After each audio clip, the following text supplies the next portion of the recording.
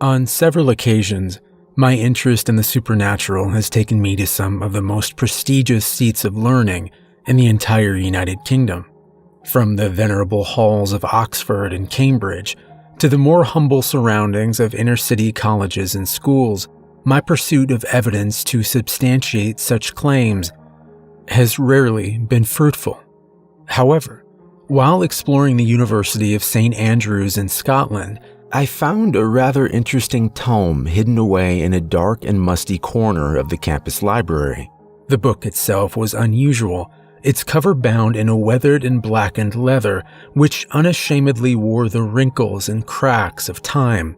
It dated back to the 16th century and seemed to contain various descriptions and accounts of the daily lives of the people of Ettrick, a small isolated town built in the South Moorlands of the country. Perusing the volume there were a variety of entries from a number of authors spanning a 60-year period. It seemed to have been handed down from town elder to town elder over that time, and to be quite frank, most of it contained idle musings on the townsfolk and plans for a number of humble building projects and improvements. Just as I was about to conclude that the book was of little interest to me, I noticed on the inside of the back corner that someone had drawn a picture. It was elegantly depicted, but I never would have described it as a pleasing sight. In fact, my immediate reaction was one of disgust upon first viewing it. The combination of the harsh, almost angry black lines used and the stark imagery of the scene as relayed by the artist left me with a thoroughly unpleasant impression of its subject. I shuddered. As I cast my eye over it in an attempt to take in the picture of what seemed to be a man, tall, with long, thin arms and legs. His face was partially obscured by one of his gaunt white hands, but what could be seen was monstrous. Prominent veins protruded from his forehead, leading up to a pallid, bald head. His eyes were deep set into his skull, and the surrounding wood seemed to twist and lean away from him fearfully. At first, I assumed that the picture was some kind of hideous graffiti, but at the bottom of the page was inscribed the date of 1578 and a rather unusual name, Herbert Solomon. Whether this was the name of the menacing figure in the drawing or of the artist, I did not know. Disturbed yet compelled by that dark woodland scene, I decided that the book required farther study. I desired greatly to know who this creature was and why someone had felt the need to capture his strange form in a drawing at the back of a book otherwise used to record the lives of the townsfolk. On closer inspection, what surprised me farther was that the same image seemed to recur elsewhere in the book, but drawn by apparently different individuals. Within the book, I found numerous mentions of Herbert Solomon, and it became clear quickly that he was indeed the emaciated man in the picture. He had lived in the 16th century on the outskirts of Ettrick town. It was a small and underdeveloped place, surrounded on all sides by the thick cover of Ettrick Forest, which itself sat in the midst of a vast region of southern moorland. The town had a small parish church with one humble steeple, an inn normally used by those traveling through the unforgiving countryside, and quaint cobbled streets which wound their way around the stone cottages and town hall. According to the descriptions in the book, during the December of 1577, children began to disappear from the town. The first was a young girl by the name of Elena Sutherland. She'd been playing with some friends by an old well on the outskirts of the town, but had dropped a small toy doll down it accidentally, which had caused her much distress. Unable to retrieve it, she returned home to borrow some string and an old hook in the hopes of being able to fish the doll out of the water below. She was last seen walking towards the well just as the sun set. In a panic, the townsfolk searched. They dredged the well, they combed the wheat fields, and even sent several groups of those willing into the surrounding woods. Alas, the girl was not found. A few days later, a young boy by the name of Eric Kennedy was running an errand for his grandmother. It was dark, but he had only to take some wool over to the Monroe place as way of thanks for the grain they had provided, and they lived only a few streets away. It was assumed that at least the center of town would be safe, but the boy never completed his errand. He vanished, as if he were torn from existence. By the end of January, an unusually bitter wind had caused significant damage to the town and its people. Large, thick sheets of ice and snow covered each house and building. Several people died from the cold alone, and the general mood of Ettrick Town was a somber one. Despite these trying times, the townspeople were more concerned with the safety of their offspring.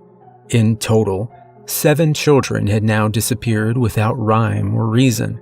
Whole families wept in despair, and the people of Ettrick began to view one another suspiciously. They knew the truth. Someone was taking their children from them. By mid-February, 2 more had went missing, and accusatory glances were now being shared between every family and every member of the community. The town elder decided to act and took upon himself the arduous task of identifying and catching the fiend. Bureaucratic discussions were had, church groups convened, and in every house, in every street, in every corner of Ettrick, one name crossed the lips of its inhabitants: Herbert Solomon. The more the name was mentioned, the more certain his guilt became. Herbert Solomon was an outsider. He lived in a small wooden cabin amongst the woods which surrounded the town, and due to his unfortunate appearance tended to avoid human contact. What his malady was, no one was sure, and in the unenlightened times of 16th century Scotland, many believe that he was cursed. Modern eyes would have guessed him to be a victim of a wasting disease. He rarely ventured into town, except on a few occasions to trade for supplies, and even in those instances he covered his face with a brown tarnished hat and a gray piece of cloth, which obscured his features below 2 deep-set and darkened eyes. Several of the townsfolk told stories of Herbert Solomon. According to these accounts, he would stand on the edge of the forest, watching the farmers till their land and their children play in the fields. It was his fascination with children which left many feeling uneasy. Some of the town's children returned home from playing near the woods on a number of occasions with beautifully crafted dolls and toys. They were a present from Herbert Solomon, and being innocent children, they could not know of the dangers therein. When the children began to disappear, eyes immediately turned to the strange man living in the woods. Accusations were carried by the whispers of fearful parents, and as the whispers increased in number, so did their volume, until it was decided that Herbert Solomon must be stopped. On a cold February night, the elders of the town decreed that Solomon should be arrested immediately. Grief, anger, resentment, and fear grew to a fever pitch with this news, and every man, woman, and child set out across the fields, entering into the surrounding forest in search of the child killer, Herbert Solomon. Details of exactly what occurred that night are limited, but it seems as though the people of Ettrick Town attempted to remove Herbert from his small cabin by setting it on fire. The crowd cheered as the heat grew and the fire rose. His screams echoed throughout the woods, finally to be silenced by the flames. The townsfolk believed that justice had been done, and while the grief of the parents whom had lost their children could never be quenched, there was at least the satisfaction of knowing that the man responsible was now dead. However, over the following few days, an unease descended upon the entire town. Stories began to spread of strange encounters in the streets at night. A gaunt, shadowy figure prowling the cobbled stones, hiding in the darkness. Within a week, numerous residents claimed to have woken up during the night to the petrifying sight of an unwelcome visitor. One account was of an elderly lady who woke up to the sound of something rustling under her bed, only to nearly die of shock as a tall, thin man pulled himself out from underneath. She fainted, but not before she saw his face, a withered complexion as if ravaged by disease, his eyes blacker than night, and his hands comprised of tightly pulled skin over a bony interior. Another story consisted of a local tradesman who, while investigating a noise from his cellar, was confronted by a hideous figure, so tall and gaunt that it had to hunch over to avoid the low ceiling entirely, its sheet white face flickering in the candlelight. The man managed to escape, but he refused to re-enter his home. It became clear to the townspeople that the vengeful ghost of Herbert Solomon was still searching for other victims from beyond the grave, his hate and hideous form haunting the town which murdered him. With each passing day, the sightings grew in intensity and number. A fog descended on the town, and the people wept and grieved as the sound of Herbert Solomon terrorized each person, night by night. He was seen wandering amongst the wheat fields, in the cellars and lofts of cottage houses, his long gaping footsteps ringing out each night through the streets of Ettrick Town. They had been cursed. In life, Herbert Solomon had taken and murdered their children, and now in death, he seemed to possess the twisted means to terrorize the entire town. Then, the unthinkable happened. Another child went missing. A young orphan girl who often wandered the streets when she could not find a place to call home for the night, was heard screaming for her life. The townsfolk rushed to their windows, looking out but not daring to leave the imaginary safety of their houses, paralyzed by fear. The screaming ceased quickly, and moments later, wandering aimlessly out of the fog, came the menacing figure of Herbert Solomon. He rushed down the street, his lifeless arms bashing against the houses which he passed, scraping the doors and windows with his rigid fingers, emitting an unnatural yell of anger and hatred on his way. The girl was gone, and the town grieved once more.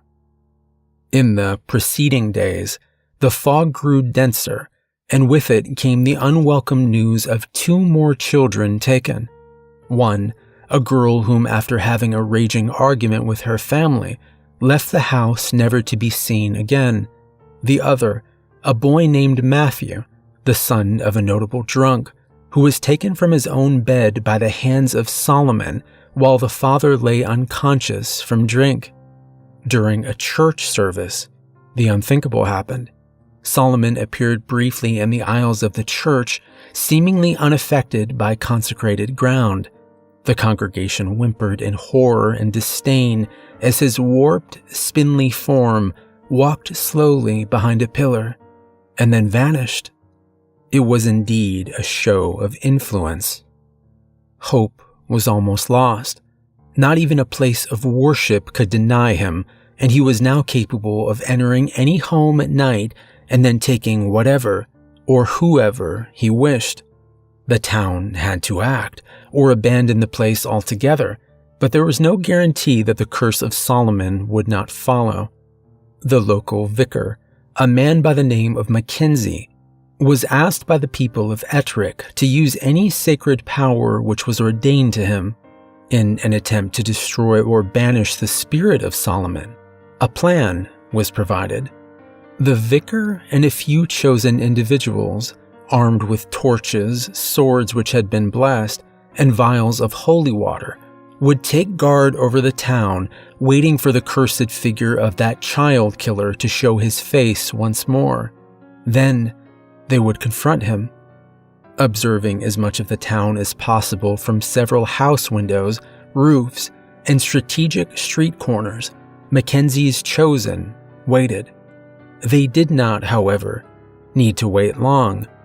That night, the lonely figure of Herbert Solomon appeared through the mist, walking the streets of Ettrick with purpose.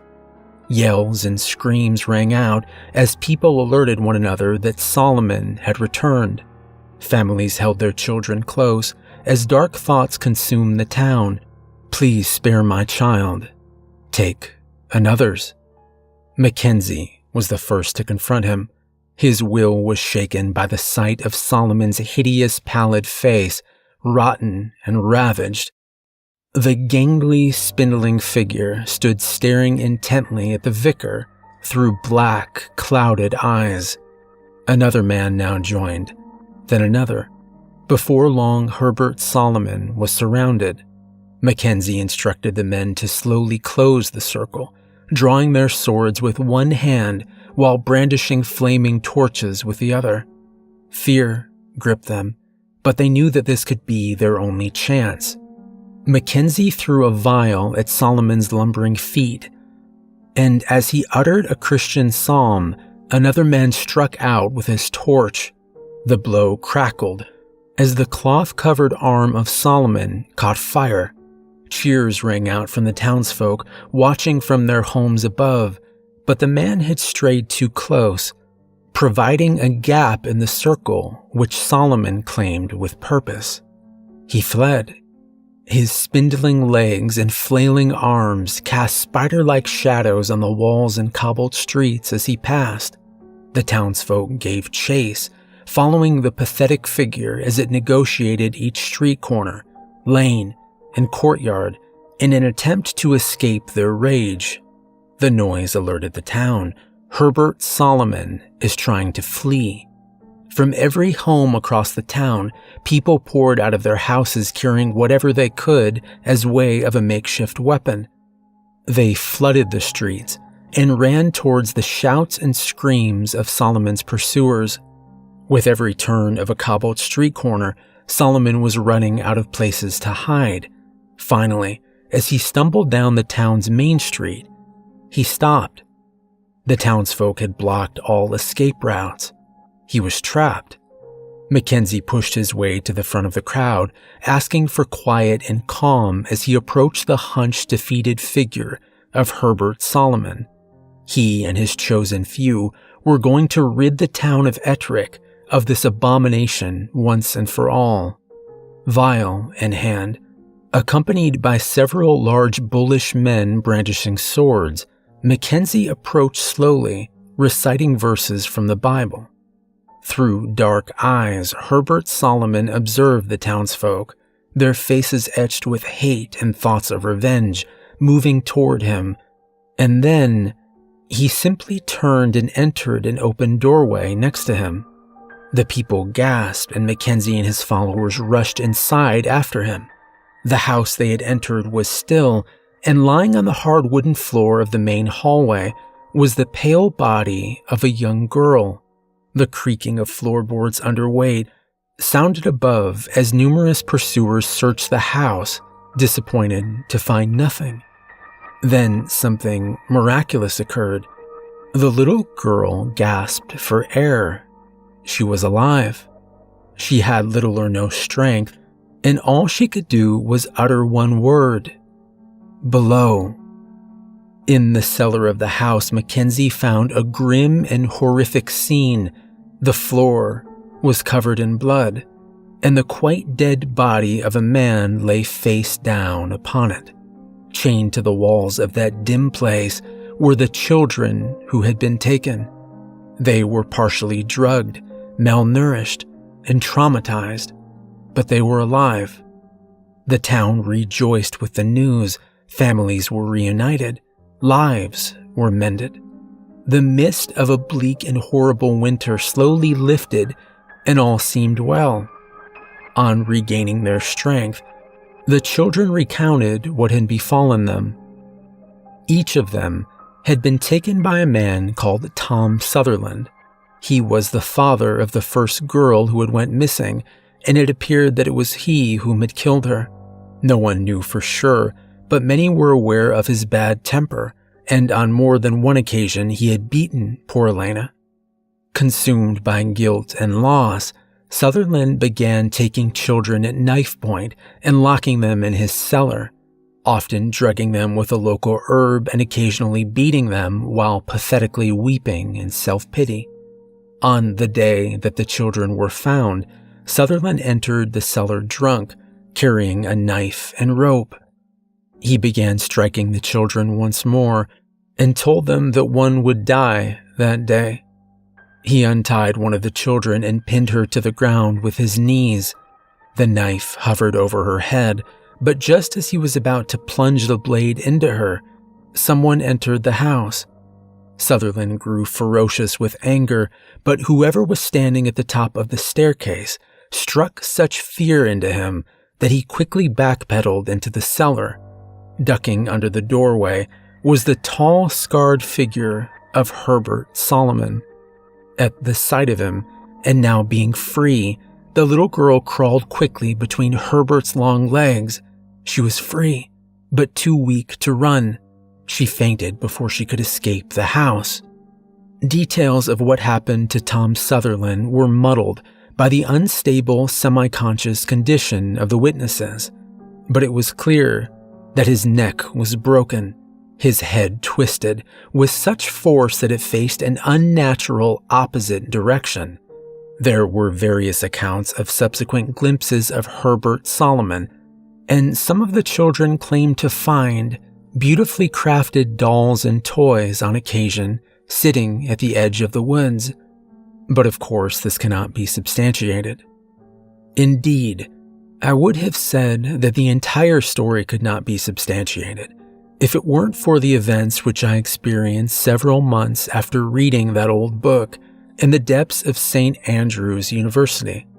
A colleague and dear friend of mine invited me to stay at his family home for a few days in the countryside. I knew that the house was in the borders, not half an hour's drive from Ettrick, and could not miss the chance to have a closer look at the area. I had managed to persuade the powers that be to allow me to take the book from St. Andrew's and show it to my friend. He had a particular interest and not insignificant knowledge of the history of the area. I thought perhaps he could shine a light on this curious tale.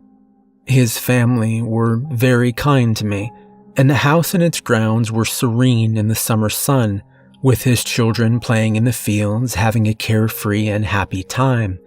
After reading the book, he told me that it was fascinating, and that he knew of a local poem which had been written in the 17th century about a man named Solomon who killed children, but he could not tell me any more. The next day, we heard screams coming from nearby the house. It was my friend's little girl. We raced outside, and following the cries for help over an old fence and down a steepy grass hill, we reached a winding and furious river. The girl had fallen in and was clinging to a large tree root which thrust out from the opposite embankment into the river. The root was wet, and my friend let out a scream of anguish as his daughter lost her grip, being swept downstream towards a large formation of huge, sharp rocks, which jutted out from beneath the surface. The river would not let go, and was throwing her around with such force that it was difficult to see how she could survive. Filled with the abject terror that she could drown, we finally made it to the water's edge. As we rushed into the murky torrent, we watched helplessly as the poor little girl was about to crash into the rocks. We were too far away. Suddenly, our attention was grabbed by the cracks and creaks of a tall, gaunt figure at the other side of the river, rushing out of the woods at tremendous speed on the opposite bank. With one swift motion, a thin, bony hand plunged into the violent water, prevailing against the immense currents, finally pulling the young girl to safety. She was alive, frightened, crying, but alive and unhurt. The pale-faced, emaciated figure placed the girl gently on the ground, his darkened eyes watching us closely from across the water. Then he turned and disappeared into the woods. fading away to nothing but a memory. Even in death, Herbert Solomon was the kindest and gentlest of souls.